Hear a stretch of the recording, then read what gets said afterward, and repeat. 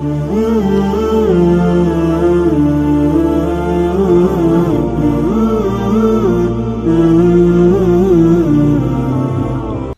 ka badan inta aad xasuusato hadafyada fogfog ee aad noloshan adduunyo ka leedahay ha ku mashquulin walaal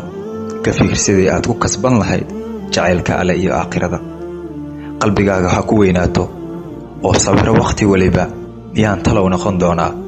qofka daqiiqada xigta qabriga u hooyan doona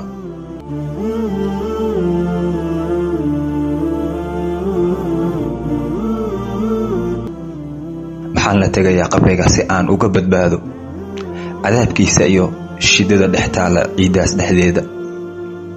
mugdiga aanu iftiinka yar xitaa aanu jirin sidee baan uga samaystaa iftiin anoo dunida dusheeda saaran salaada ku dadaal cafinta dadka iyo wanaajintooda soonka maalmaha isniin iyo khamiis soon haddaad awoodo salaada salaanta iyo gudbinta qayrka dadka kale ku dadaal waxa laga yaabaa waxaad adigu maanta garanayso cilmiga kan ugu wanaagsan waa aakhira inaad barato iyo Ilaahay macrifadiisa inaad barato dad aanu garaneyn ayaa jira oo ka ama yaqaana ee hilmaamsan mar waliba xasuusi dadka geerida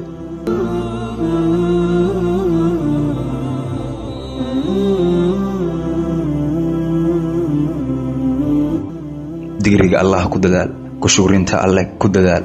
iyo ilaalinta carabkaaga iyo farjigaaga nabiga sallallahu alayhi wasallam ayaa ku salay nabiga jano u balan qaadaya ruuxi dhowra carabkiisa iyo farjigiisa hadafkaaga fog ee guuleysta adduunyo iyo aakhiro waa intaas aad samayso adduunyada dhexdeeda intaad nooshahay Ilaahay wuxuu ku siinayaa iimaan iyo hanuunka jidka toosan waa guusha adduunyada dhexdeeda taalo aakhirana Ilaahay guusha ugu sareysa ee taala xaqiisa waa jannada ayuu Ilaahay ku gelinayaa Ilaahay aan xasuusano walaalayaal waqti waliba haduu rabbigaaga adigu ku xasuusanayo oo Allahi ku abuuray waxaad ka duwan tahay inaad la darajo yeelato dadka kale ee mar waliba xasuuso Allah geerida xasuuso inay adduunyadan tahayna goob laga tagayo ilaa aad ku noolaataa mooye 60 sano ama 70 sanadood ee ilbiriqsi waliba intaas wixii aad samaysay laga xisaabi doono qiyaamo